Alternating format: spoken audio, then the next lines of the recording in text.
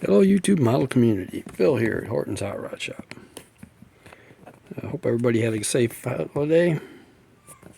Everybody still has all their fingers.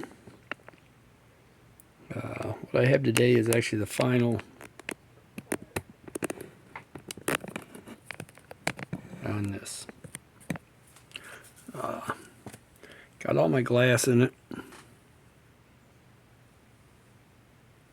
I gotta find taillight decals and headlight decals and grill. So it's as far as I can go for now.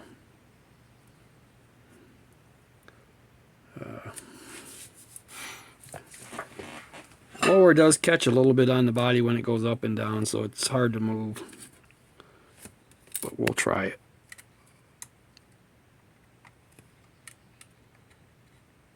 There we go. Let's get back in here somewhere where we can get that up there. Okay.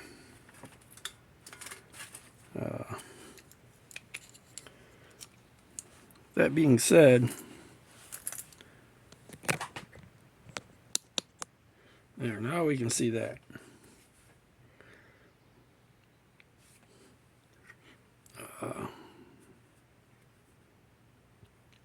That's got the Iceman's PSI supercharge charger and blower. I ended up using a kit belt just because I had one that was about the right length. I do still have all the attachment, all the pieces to make one for that. So left over from that. That's a really sharp blower. Let me move my light here. See if I can get a better light on that motor. Okay, well, it's a 427 camera motor. Again, the kit has a Hemi motor that comes in it. This one had nothing. No glass, no motor. Trans was there. Everything else was in the kit except for the engine components and the window glass. And it was painted really bad. From the top of the Siemens Ford down was painted, hand painted orange. Probably didn't look bad when it was built. Sorry, keep forgetting I got the light in my hand. Clip it back on the phone and see if I can get a good enough light with it. Different hue. There's another different. All right. So I painted it the ice blue testers. Got the paint on it. It cured up pretty decent. Not a lot of junk in it anywhere. Had the Siemens decal, Siemens Ford decal from my Mach 1 kit. Put them on. Got in a little bit of a hurry with them. Anxious to see what it was going to look like. Went ahead and cleared it after I got them on. And they had some wrinkles in them that are slowly fading away. So they're starting to look better and better each time I look at it. So I let that dry out pretty good on the clear. Got all the contingency decals. Came off contingency sheets I've had in my books of decals. I have like 4 or 5 books of old decals. Some complete sheets that were never used, some I got in junkyards, some I've just bought in boxes of stuff. I like the old decals.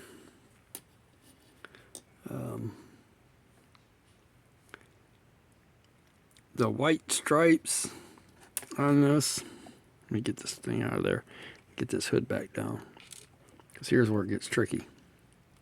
It doesn't like to go back down as easy as it goes up. There we go. The white stripes on this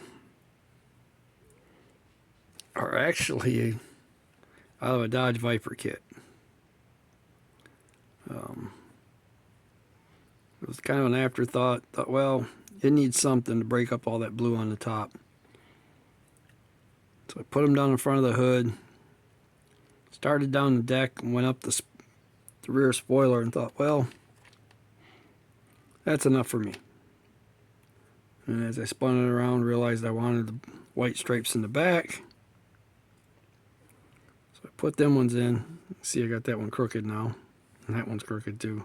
Them are hard to get in there due to the fact that the parachutes are already on the car. I was going to run them up the spoiler. Got a little trimming to do right there yet. But decided I didn't want to do that. Ended up putting 2 down the nose, down the front spoiler. I know Ford is one that likes to run on their Shelbys and their Cobras and stuff, like to run them up over the roof, but I didn't want that. Always thought that was kind of weird. You know, if it's a racing stripe, they'd run right up, go right through the interior and right out the back window. It's always my thought. And it should maintain the same width. My 71 Camaro started out thin, the front narrow, followed the hood line, and then when it got to the windshield, it got really wide. And then on the trunk, lid, they were even wider yet, so it looked kind of funky. And that's the way GM did them. I know the decals on a lot of these models for the Camaros are really out of proportion. Narrow up front and really wide at the back. To me, they don't look right. So, but this is my final on this one because it'll be a while before I find Mustang taillight decals. Extras anyway.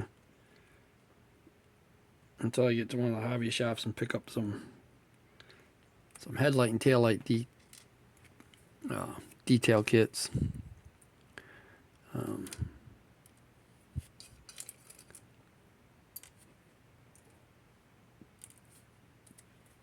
Sitting here right now trying to get some of this chrome stuff picked up and put away. There's chrome wheel rings sitting around everywhere that they're supposed to be put in a box by now. The new Ford kit that came out, that 61 Ford pickup, I bought one of them. I ain't even opened it yet.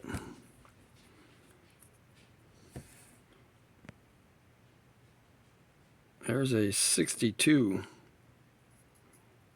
original promo or original kit style grill.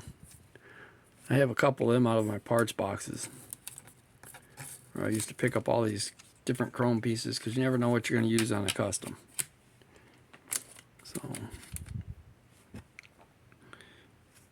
but once I find the decals for the tail lights and the headlights and grill, this one will be completely done.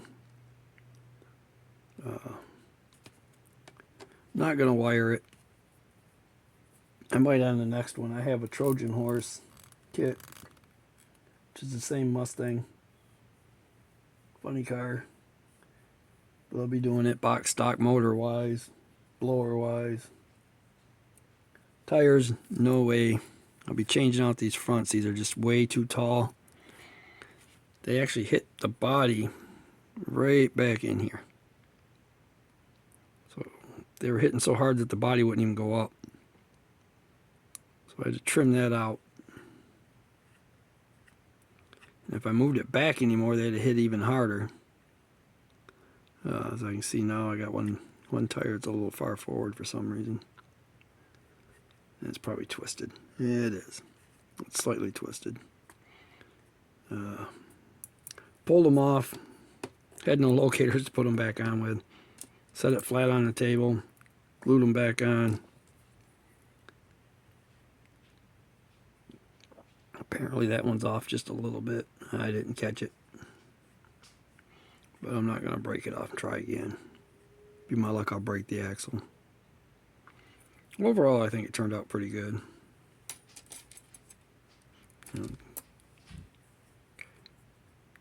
Got a couple coats of clear on it. Pretty heavy coats. It's not as shiny as I would like it.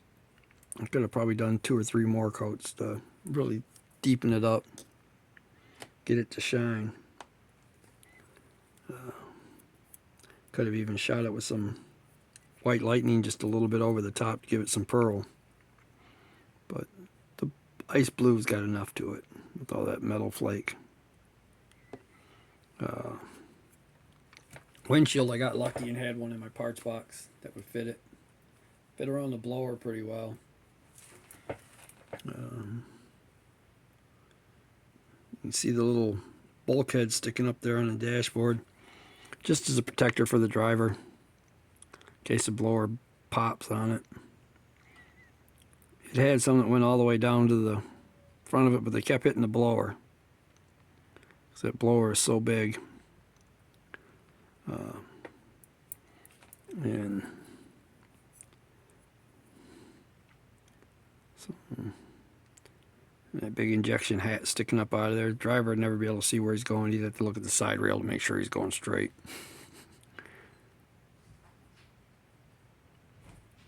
So, that being said, I think I'm going to go ahead and call this the end of the video. Thank everybody that watches, all my commenters, all my subscribers. We're getting close to that 1,000 mark. Still haven't figured out what I want to do at that point yet.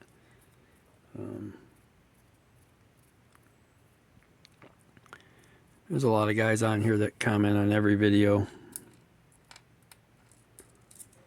You know. And I'm not sure what I want to do yet.